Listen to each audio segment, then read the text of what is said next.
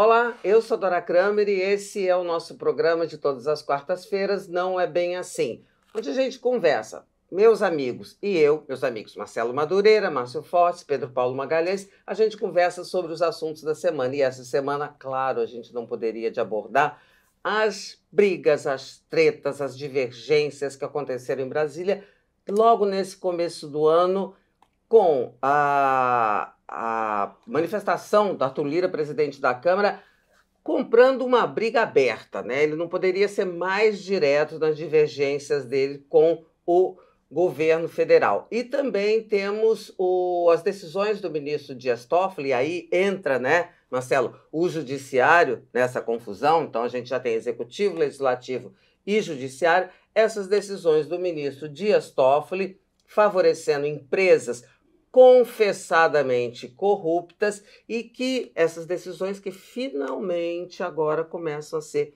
contestadas. Bom, você... É isso aí, Dora. O quê? Pois é, e a gente convida... Carnaval tá aí e o Toffoli rasgou a fantasia. E a gente convida você para ficar agora aí, porque o programa vai começar.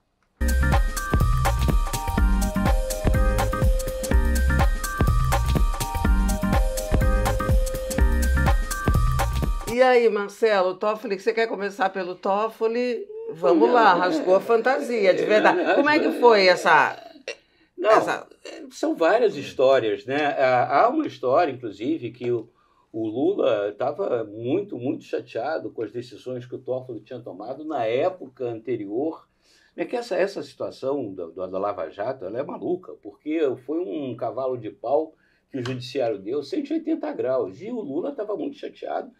E quando o Lula voltou para o poder, aí fofoca, né? Houve um encontro em que o Toffoli chorou. Só um parênteses, chateado porque o Toffoli, quando o Lula estava preso, deu uma decisão que na prática impediu ele, Lula, de ir ao velório do irmão Vavá. Esse foi o ápice, digamos assim. O fato é que o Toffoli teve uma conversa privada com o Lula, quer dizer, não houve testemunha, mas...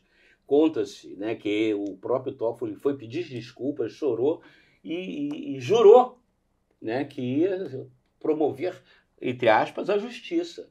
Né? Então, ele está, entre aspas, na compreensão dele, reparando o mal que ele poderia ter feito. Fazendo isso, reescrevendo a história, ou Totalmente. Tentando reescrever, mas as pessoas não caem nessa, né, gente? Porque está todo mundo vendo. A gente acha que não, né? Pelo menos nós não caímos, né? Porque a gente tem uma visão mais abrangente disso.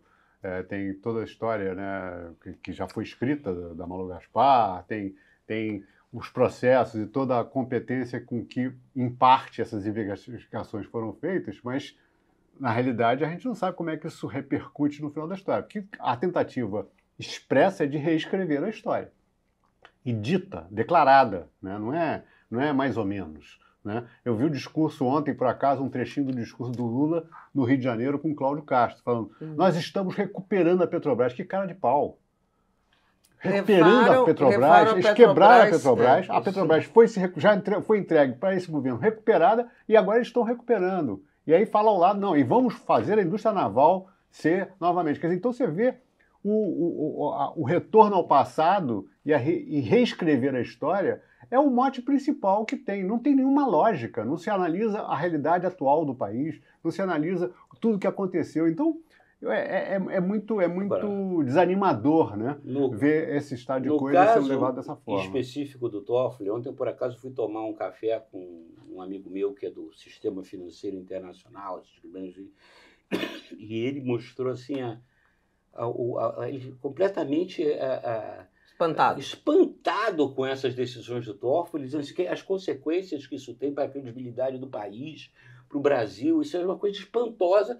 E ele mostrou, poxa, ninguém no Congresso, ninguém no Judiciário, não tem nenhum manifesto, só vejo nos jornais. Do Poder Executivo, do Poder Executivo, não tem uma manifestação. Esses bilhões que o Toffoli suspendeu iriam para o erário, então seria normal que o Poder Executivo, a AGU, Advocacia Geral da União, reclamasse, fizesse algum movimento. Por que não faz?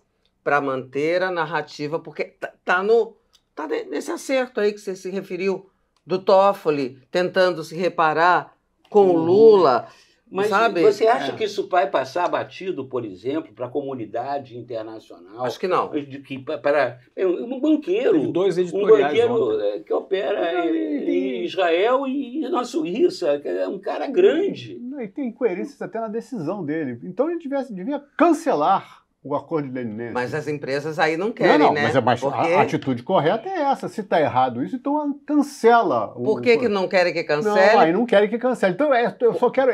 Só vamos explicar delicado. Por que não querem que cancelem? Porque se cancelar, elas perdem os benefícios da leniência. Da leniência, resultantes do acordo. Mas Márcio Fortes ainda não falou. Não é que eu estou atônito, também eu.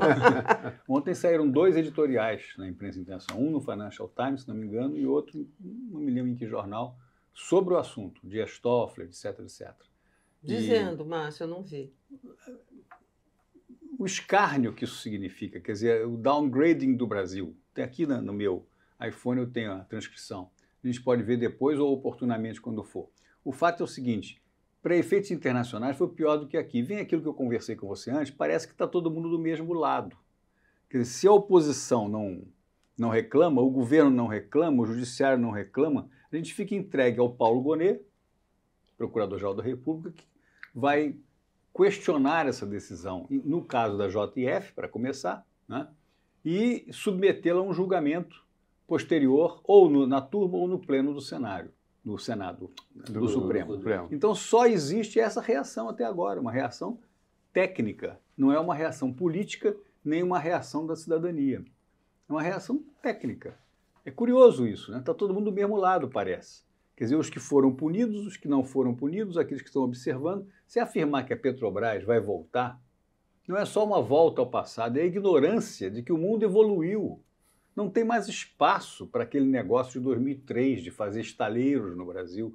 Todo mundo já sabe que navio vai ser feito na Coreia e na China e pronto. Singapura, eventualmente. Porque é muito mais barato, muito mais eficiente. Eu fui visitar uma fábrica de trens numa cidade qualquer lá coreana, em 2009. Né? Tratava-se de comprar trens para o metrô de São Paulo. Os caras fabricam ao mesmo tempo 500 trens. É uma linha de produção doida. Meu vagão. Você vai fazer o quê? Vai fabricar 2, 3 aqui? Aonde? Na Santa Matilde? Então ficamos aqui com a nossa indústria apegada a um passado que parecia promissor naquele tempo, mas que não deu certo. Quer dizer, a questão é lamentável, sobretudo, e dá armas aos adversários do governo. Nutre os adversários do governo de argumentos que ele não precisava ter. Quer dizer, o governo precisou, para ser eleito, agregar valores diferentes da pensata tradicional do PT. Não pode voltar à pensata tradicional do PT, que é comandar a Petrobras através da EPET e dos sindicatos, como estão tentando fazer. E agradar o povo, porque, é claro, você chega no Rio de Janeiro, com o governador Cláudio Castro do lado, diz que vai fazer novamente a indústria naval, o pessoal bate palma, ótimo. Agora, não vai fazer, tá entendendo? Vai ficar uma promessa vazia, o que dá armas aos opositores. E os opositores, quer dizer, essa oposição Claro. que surge mais fortalecida nessa quadra, né, da história do que estava, tem oposição, né? Claro. Porque com o Bolsonaro, o povo remanescente do Bolsonaro Sim. tem oposição. É uma oposição que ela pode não provocar abalos significativos do governo. Agora, no momento. Agora, mas na tem eleição, consequências eleitorais. Com certeza. porque ela se organiza. Claro. Os governadores, para citar 2, Ronaldo Caiado e Romeu Zema, assumindo desde já que podem vir a concorrer em 2026, né? Quer dizer, se forma um ambiente em que você tem oposição desde já se mexendo. E isso se o Bolsonaro não for candidato. Porque apesar como é que Márcio ele vai ser candidato? Não, ele é inelegível, mas o Lula também era nessa época. E não foi candidato. Eleições. Não, o Lula foi candidato agora, em 2022. Então, mas em 2018 ele não foi candidato. O que o Bolsonaro tenta repetir é botar e depois vai recorrer, fica subjúdice, vai ao Supremo. Que a gente está falando. Fica subjúdice, não sei o que. O candidato é o Bolsonaro. O judiciário brasileiro, ele reescreve o passado. Então, você não pode garantir, você não pode dizer, o Bolsonaro está elegível, inelegível, portanto, ele não é candidato em 2026. Daqui até vai passar muita água debaixo da ponte. Parece que a gente não aprende. E depois tem aquilo que eu já falei aqui. O objetivo do PL, partido do Bolsonaro, não é eleger o Bolsonaro ou qualquer outro. Isso é secundário, é eleger um número significativo de deputados federais em 2026. Primeiro agora, o objetivo, você já falou sobre isso, mas repete, vereadores que são a massa de manobra, os cabos eleitorais dos futuros deputados federais. Mas na hora lá, quer dizer, o PL tem 99 deputados federais. 95, perdeu 4. Mas Perdeu continua sendo a 95. maior bancada. É a maior bancada. Dele mesmo, da origem do PL, do Álvaro Vale, do isso, do aquilo, são uns 40 no máximo. O resto veio porque o Bolsonaro era candidato a presidente. Não importa, o Bolsonaro não foi eleito, mas os deputados foram. Então, quando chegar em 2026, se o Bolsonaro for candidato, ainda que depois não seja cassado, faz isso, é útil para o partido ficar alimentando essa coisa, sabe? Que vamos caçar essa cassação, essa inelegibilidade, não sei o quê, porque os deputados passam a ter um discurso pró-Bolsonaro para eles serem eleitos. Eles, deputados do PL, que não são do PL, estão no PL devido ao Bolsonaro. E abre um espaço enorme, porque 50 vagas de deputado federal flutuando é alvo de todo mundo.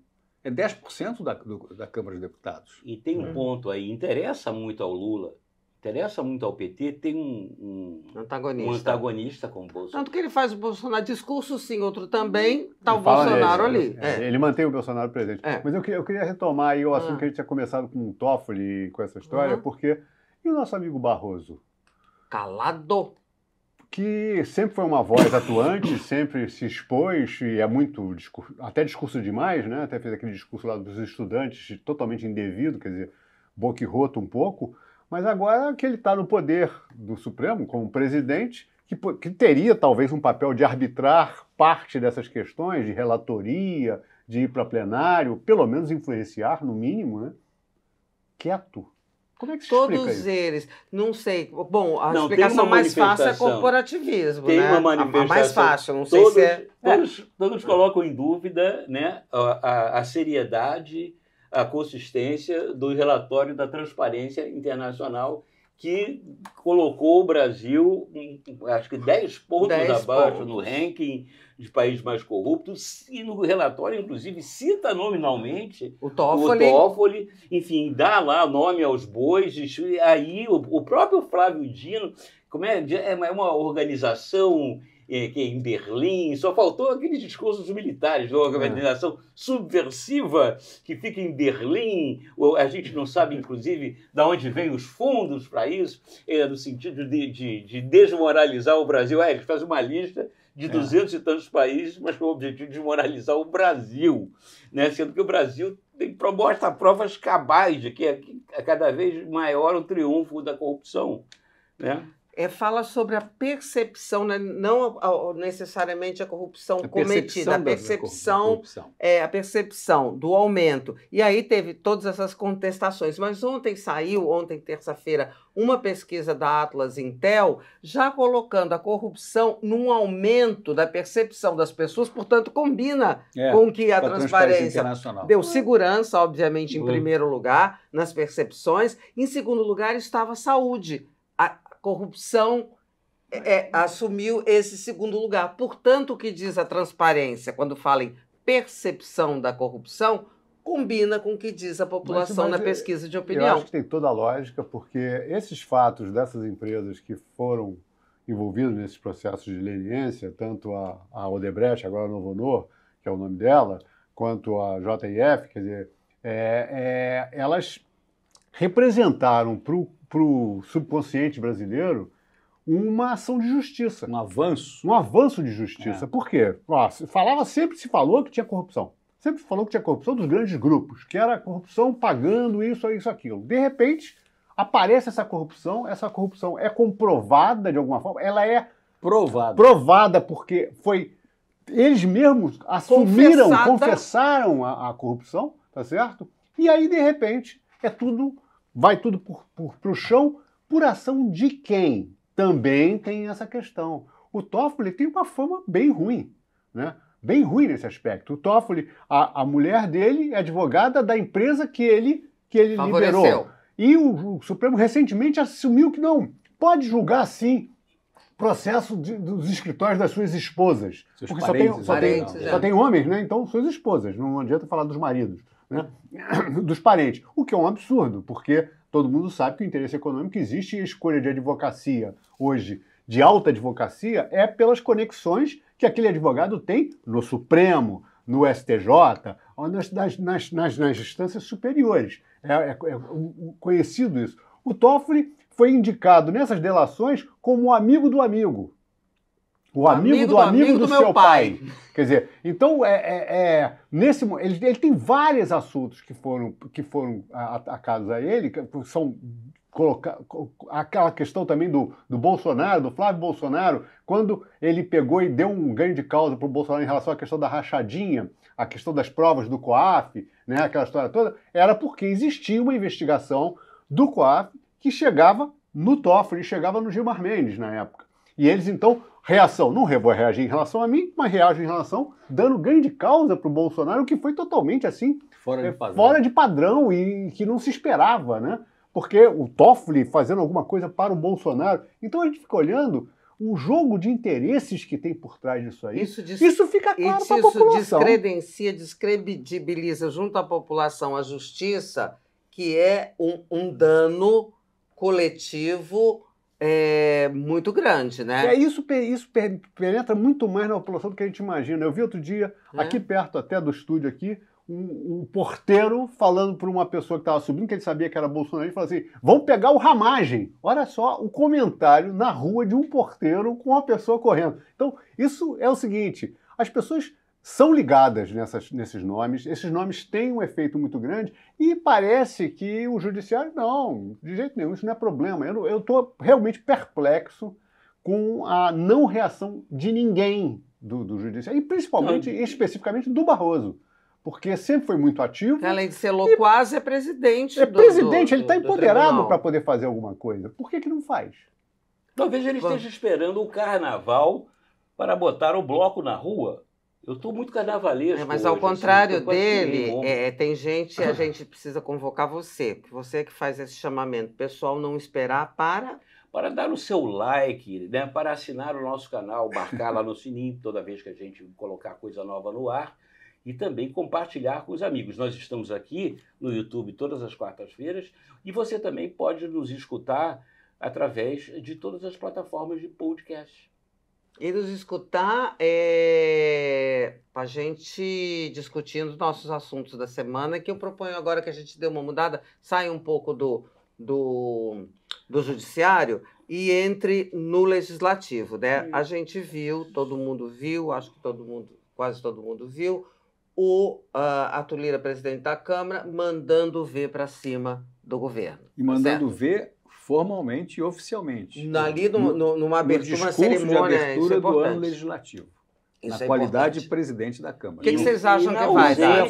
E na ausência da abertura do ano do Judiciário. Ele é ausente, ele não foi. Ele não foi. Não foi na posse do Lewandowski, não foi na abertura, não foi no 8 de janeiro. Ele vem marcando a ausência dele desde janeiro, marcando com essa ausência uma insatisfação que ele tudo bem, jogou ali. Mas jogou no oficialmente. Microfone.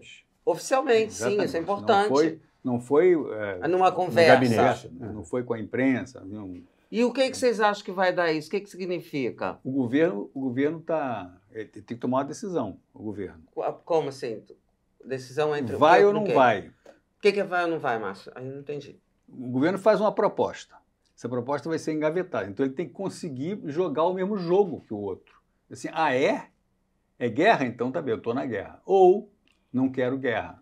Mas o governo perdeu a eleição no Congresso, coisa que parece não ter entendido ainda, que ganhou a eleição no Executivo, perdeu no Congresso e continua em determinadas... Eu não quero entrar no mérito, a gente pode até entrar depois, se está correto o Congresso do mérito das suas decisões e tal. Tudo bem, estamos falando do embate. Se deve ou não deve comandar uma parte enorme do orçamento. Estamos falando do embate. Então o governo vai, confronta o Congresso, manda uma medida provisória desfazendo uma decisão do Congresso, como se tivesse maioria. Tem 130 brasileiros na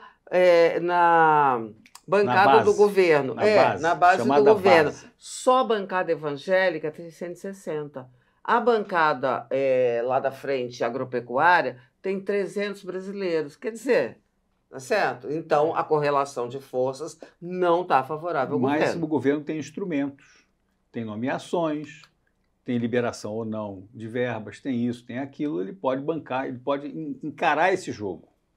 E pode cooptar novos parceiros, inclusive nos 300 da agropecuária, dos 160 evangélicos e tal, pode equilibrar um pouco mais. É um jogo que precisa ter competência.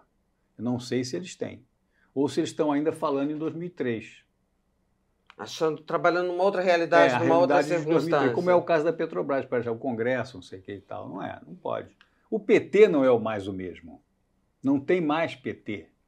O PT é um partido que é limitado à figura do presidente da República.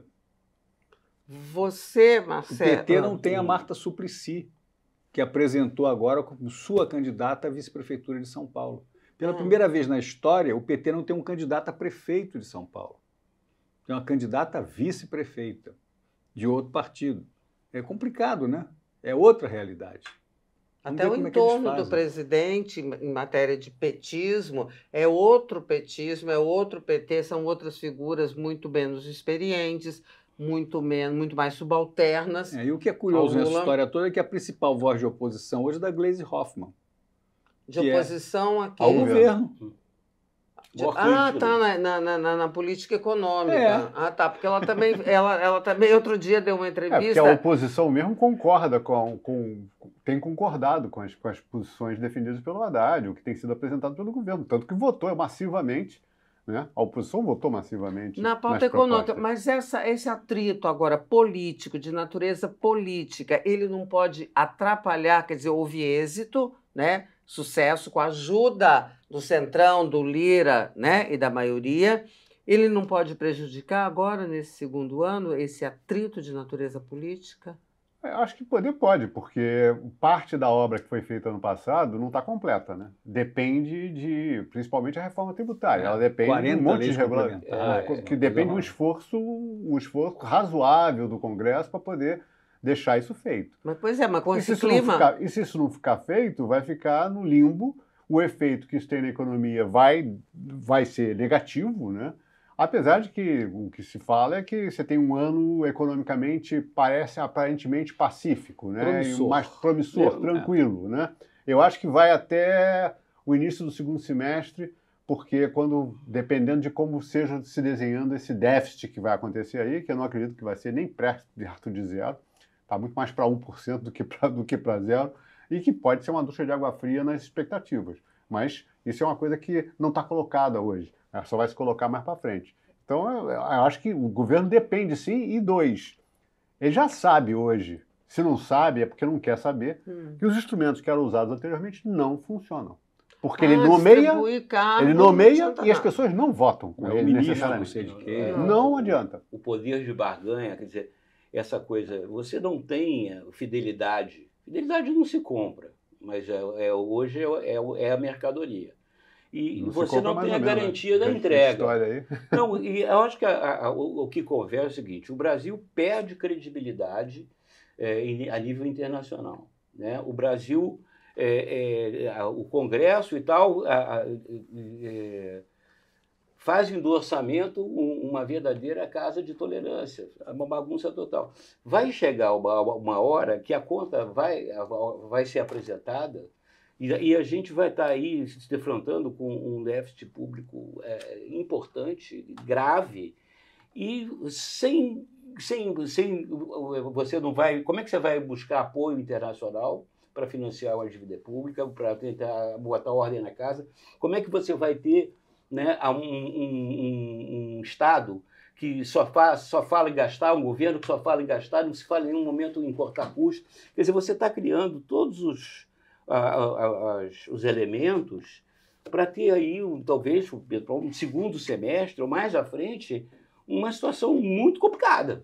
Muito complicada. A gente tem que contar com o patriotismo de muitos desses agentes para subir um pouco o padrão da discussão entre o Congresso e o governo. Né? Agentes políticos. Agentes políticos. Você entender que a inflação pode subir, por exemplo, no momento no Brasil, é um negócio muito grave, que afeta a todos, inclusive a oposição, inclusive ao centrão, inclusive a todo mundo. Alguém tem que negociar sabendo disso. Quer dizer, o Roberto Campos vai sair do Banco Central no final do ano. Você foi deputado numa época em que havia um núcleo dessa coisa que você chama de lideranças, era multipartidário, acima de partidos que resolviam ali, eram os cardeais. Mas, de um tempo para cá, aliás, de muito tempo para cá, o baixo clero virou o cardinalato. E esse tipo de qualidade ou de característica a que você alude, que é necessário para fazer um meio de campo, uma mediação entre o que é a demanda de um lado e a necessidade do outro, vis-à-vis os interesses do país, não tem. Não tem mesmo? Nem não lá tem. No imo das pessoas? Não sei, eu não vejo. Pelo menos visível eu não estou enxergando. Visível é difícil ver no momento, mas pode ser que tenha. São 513 deputados federais. Portanto, o horizonte, acho eu, não sei, coloco aqui, para mim, o horizonte é, para não dizer tenebroso, eu vou dizer nebuloso, sabe? Se você... vem na imagem agora na cabeça que, como a gente sabe, que esse predomínio, né, do parlamento, do Congresso, frente ao executivo, quer dizer, dando um poder vitaminado, né, em relação ao que era no passado, a gente está falando, quando já se falou, a gente até falando antes de começar aqui a gravação, o quanto que a sucessão da Câmara, né, está pesando nessa história toda.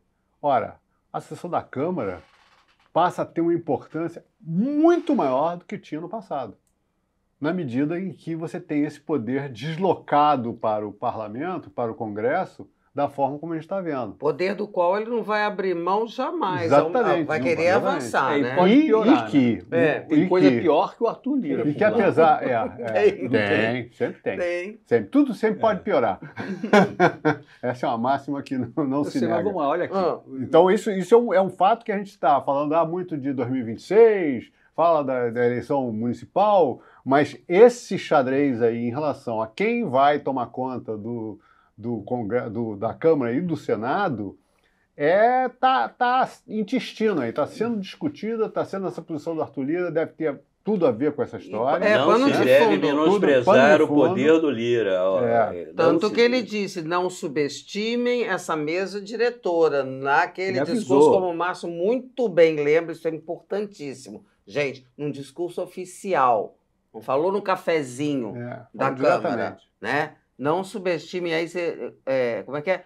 Então, não subestime o poder do Lira. Do Arthur Lira. É o grande articulador do Congresso e mostrou efetividade. Não que os fins, né, sejam os melhores para o país, mas para aquilo que ele se propõe, foram efetivos, o melhor possível para eles. E o governo não pode reclamar desse porque ele conseguiu fazer as coisas aquelas que tinham nexo, né? As coisas que tinham um lugar comum, que se conseguiu um caminho do meio aí de atender. Uma pauta que coadunasse com o pensamento da maioria, né? Teve que se modificar, teve que se ajustar para os interesses que estavam na mesa. Apontou fisicamente para o ministro Alexandre Padilha, que não tem nada a ver com isso, porque é o governo como um todo, tá certo? Então o governo está trabalhando mal na sua relação com o Congresso. Tem que passar a trabalhar bem. Só quem trabalhou bem foi o ministro Haddad, não é? Que, inclusive, não é atribuição dele. O ministro da Fazenda não tem que ficar todo dia indo ao Congresso. Tem que arrecadar imposto. Mas o Congresso abre porta para ele, não abre para Padilha. Claro, então e aí tem alguma coisa errada fica substituindo. Quer dizer, eles estão escalando com quem eles querem conversar. Pois é. Você sabe o que eu acho que está errado? É esse desencontro, Márcio, que nós já falamos aqui entre a realidade e o que as pessoas pensam, principalmente do governo, que é a realidade. Que é uma coisa lá atrás, né? Fica com o olho numa outra circunstância que não tem mais. Estão achando que o país é o mesmo que 2003. Mas já passou um ano e não deu para perceber. Não, ano eles no governo, eu digo. E não deu para perceber. Não, é porque deu tudo certo até agora, deu tudo mais ou menos certo. Mas está começando a dar errado, claro, porque chegou uma hora que tem que definir. Você tem que mostrar resultado. Nosso Tem que amigo mostrar Nando já... Uhum. Tem que mostrar resultado. Eu acho que o governo tem que mostrar resultado. O que tem efetivamente feito de política social, política inclusiva, enfim, de mitigar um pouco a situação da população brasileira, da grande parte dela, com relação à alimentação, primeiro, saúde, segurança, educação, né? Essa velha e antiga pauta aí. Pois é, que é aquilo, você sempre fala isso, Marcelo, eu vou fechar com isso, com o seu pensamento. Falta projeto. Não disse a que veio de maneira bem completa. Diz no palanque, mas não disse de maneira convincente na prática que isso se materialize para a compreensão e sensação efetiva da população. Gente, vamos ficando por aqui. Pedro Paulo estava lembrando, nosso amigo Nando, que é essa pessoa que nos interrompe, essa pessoa que não nos deixa livre para ficar falando aqui 5 horas. Sei que vocês iam gostar, mas enfim, temos um tempo limitado e a gente fica por aqui convocando todo mundo a ter um pouco de juízo no carnaval, mas só um pouco, tá? Demais também prejudica. Beijo, até semana que vem. Bebam com moderação.